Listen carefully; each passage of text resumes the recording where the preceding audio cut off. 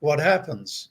The gold gets resold to Russia. India receives rubles in return and can thus pay for its oil imports in rubles. So, really, what gold is starting to do is replacing dollar in trade transactions. I think that's what we're going to see more of, which is that in one form or another, within the growing BRICS community of nations, that gold will be part of their monetary system. Over the past year, the global economic landscape has shifted significantly, with BRICS leading the charge in de-dollarization efforts. According to JPMorgan, this trend could precipitate an unavoidable crisis, potentially diminishing the US dollar's dominance on the international stage. From SimonHunt Strategic Services, SimonHunt indicates that this de-dollarization movement is poised to intensify within BRICS nations, where gold is expected to play a central role in their monetary systems. Currently comprising 10 members, the BRICS alliance will likely expand to 40 members within 2 to 3 years. This expansion would cover over half of the world's population and GDP, up from just under 30% today. As anticipation builds for the upcoming BRICS summit in 2024, Turkey has emerged as a potential candidate for membership.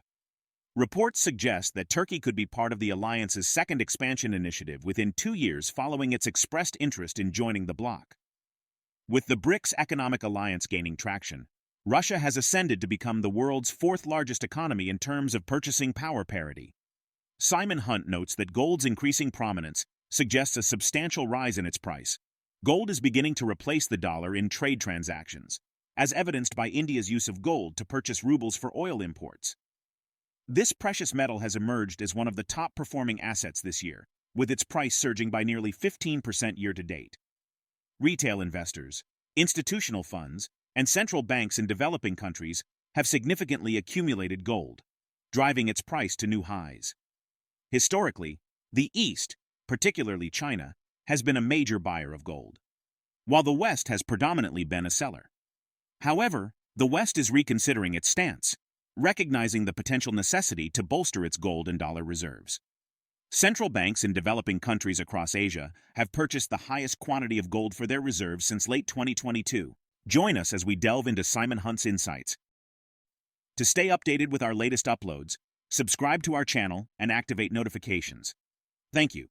The gold price is a reflective of the weakness of the financial system and the geopolitical disturbances that are occurring. The East has been the big buyer of gold. The West has been a seller. Now the West is finding that we should be increasing our share of gold to our dollar reserves. In China, ever since the Shanghai Gold Exchange was opened, I think it was in 2002, Chinese households and institutions have bought something like 23,000 tons from the exchange.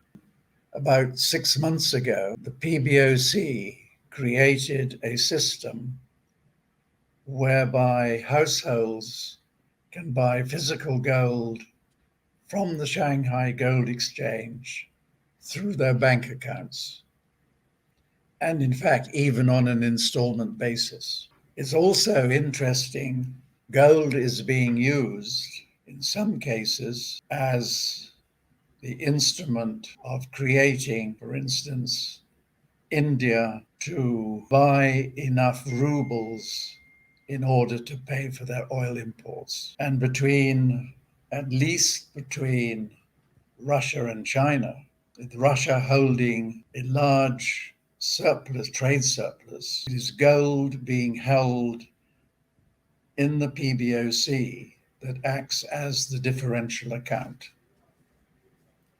I think that's what we're going to see more of, which is that in one form or another, within the growing BRICS community of nations, gold will be part of their monetary system. The BRICS membership will rise from 10 today to 40 within 2 to 3 years' time. Then BRICS group of nations will be accounting for over half of the world's population and GDP, whereas at the moment it's only just under 30%. Don't ask me what the price will be.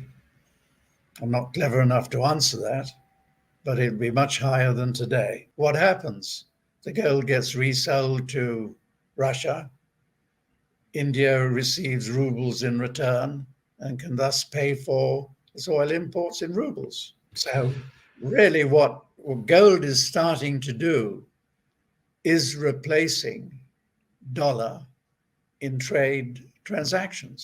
The BRICS alliance is forging ahead in 2024 in pursuit of further de-dollarization and expansion. Notably, member nations Brazil and China are strengthening their bilateral relations, focusing on enhancing trade talks and cooperation initiatives. China is set to host Brazil's Vice President Geraldo Alckmin at the 7th plenary session of the Sino-Brazilian High-Level Partnership and Cooperation Commission, signaling a deepening of ties between the two nations. SimonHunt underscores the perspective from the Middle East, highlighting that BRICS nations and global trade shifts reflect a shared inclination towards conflict avoidance.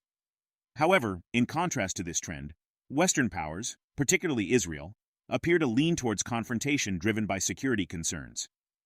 Looking ahead, Hunt anticipates significant transformations in the Middle East over the next few years. Gulf nations are increasingly asserting their independence and capability to address regional issues, signaling a departure from the interference of former colonial powers. Within this context, Saudi Arabia emerges as a key player, aiming to preserve its truce with the Houthis and uphold the Saudi-Iranian détente facilitated by Oman, Iraq, and China. Riyadh fears that external military interventions, such as those proposed by the US and UK in Yemen, could undermine these delicate diplomatic efforts. Let's get back to the interview. The West has triggered Russia's red line. The West is in the process of triggering China's red line. And as I said before, the odds are even money that Russia and China are going to push very hard. In other words, there's this big risk that Russia will mount this attack. And secondly, I don't think it's even money, but it's not too far off even money that China will be forced to make an aggressive move so that it thwarts any Taiwan or America's push towards Taiwanese independence.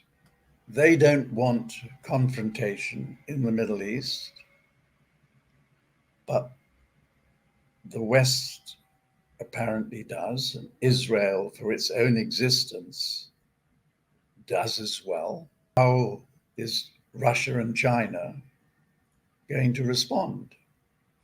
The first thing that we have to watch closely is if there is a defense alliance signed between Russia and Iran.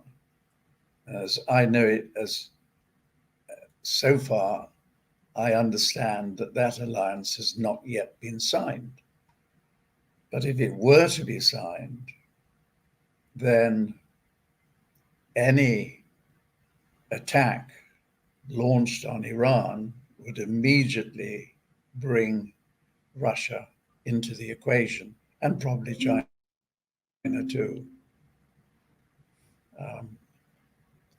The Gulf countries are having to walk a very fine line, given the Muslim population in both their countries, and on the other side, that their defenses are entirely dependent upon America.